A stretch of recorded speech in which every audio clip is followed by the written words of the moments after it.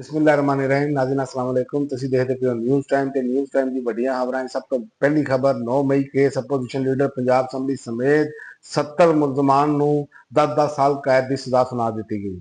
सरगोधा दी सज़ा दहशतगर्दी अदालत विच 9 मई केस विच opposition leader Punjab assembly Malik Ahmad Khan बुचड़ समेत 70 मुलजमान नूं 10-10 साल कैद सुनाई गई है। रिपोर्ट के मुताबिक मुलजमान के खिलाफ जिहड़ा वे सज़ा का हुक्म मुकदमा नंबर 32/2023 सुनाया गया है। यह मुकदमा जिला मियांवाली के इलाके मूसा खेल के थाने दे विच दर्ज किया गया सी।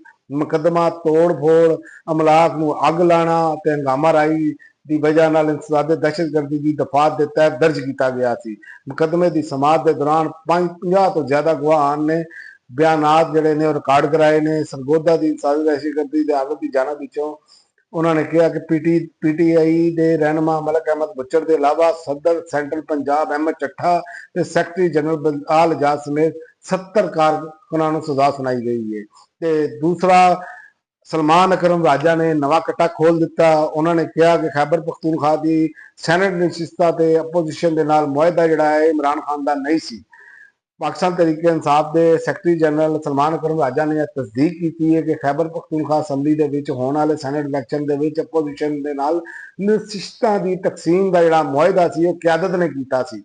ते अगर इमरान खान ने मनन तो इनकार किया तो फिर वो करांगे जो इमरान खान कहणगे। ते स्पीकर पंजाब असैंबली ने अपोजिशन के 26 मुअत्तल अरकान नूं फौरी बहाल करने का हुक्म दे दिता है।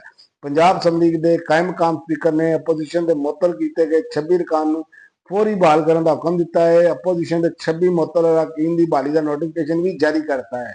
वजीर पार्लीमानी अमूर मुजतबा शजाउर रहमान का पॉइंट ऑफ आर्डर ते इज़हारे ख्याल करते हुए कहना सी कि अपोजिशन के 26 अरकान की मुअत्तली नाल अवाम के हक के नुमाइंदगी मुतासर हो रही है। वजीर आला पंजाब भी खुश है कि इन अरकान नूं अवाम की नुमाइंदगी का हक मिलना चाहिए है। ते मुल्क दे विच बारिशां ने तबाही फेर के रख दी है।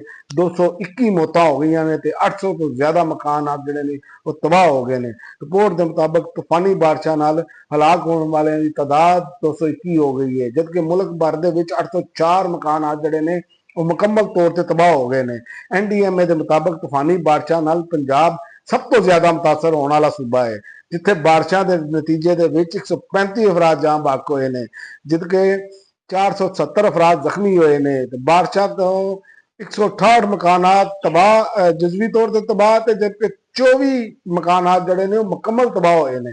उस तो इलावा खैबर पख्तूनख्वा दे विच बारिशां की वजह नाल 40 अफराद जान की बाजी हार गए ने ते 69 अफराद जख्मी हुए ने। ते सूबे दे विच 142 मकानात जजवी तौर पर ते 78 मकानात मुकम्मल तौर पर मुनद्दम हो गए ने। सिंध दे विच बारिशां के नतीजे 22 जां बहक होए ने ते 40 अफराद जख्मी हुए ने। सूबे दे विच 54 मकान जजवी तौर पर ते 33 मकानात जिहड़े ने मुकम्मल तौर पर तबाह होए ने। बलोचिस्तान दे विच भी बारिशां की शिद्दत ने 16 अफराद की जान लिੱਤੀ है, जबकि 4 जख्मी हुए ने ते इत्थे भी 56 मकान जजवी तौर पर तबाह ते 8 मुकम्मल तौर पर तबाह हो गए ने। ते गिलगित बल्तिस्तान दे विच हालिया बारिशां दे विच 3 अफराद जख्मी हुए ने, जबकि 71 मकानात जजवी तौर पर ते 66 मकानात जिहड़े ने वो मुकम्मल तौर पर तबाह हो गए ने।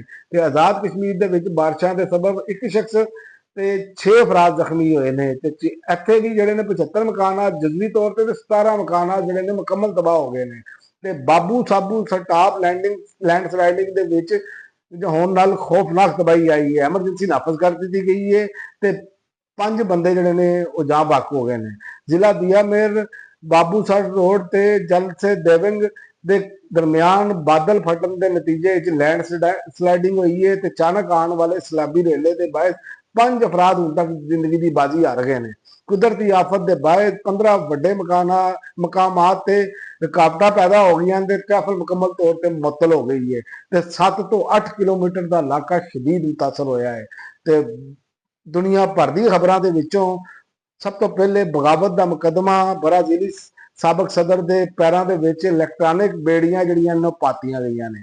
ते गजा के विच मिलिट्री ऑपरेशन के दौरान 2 इसराइली फौजी हलाक हो गए हैं। आलमी खबर अदारे के मुताबिक इसराइली फौज ने तस्दीक की है पहला वाकया गजा के इलाके रफा के पेश आया है, जिथे मिलिट्री ऑपरेशन के दौरान ਜਿਵੇਂ ਹੀ ਇਸਰਾਈਲੀ ਫੌਜ ਦੀ ਟੀਮ ਇੱਕ ਇਮਾਰਤ ਦੇ ਵਿੱਚ ਦਾਖਲ ਹੋਈ ਤੇ ਜ਼ੋਰਦਾਰ ਧਮਾਕਾ ਹੋ ਗਿਆ, ਇਮਾਰਤ ਮਨਦਮ ਹੋ ਗਈ।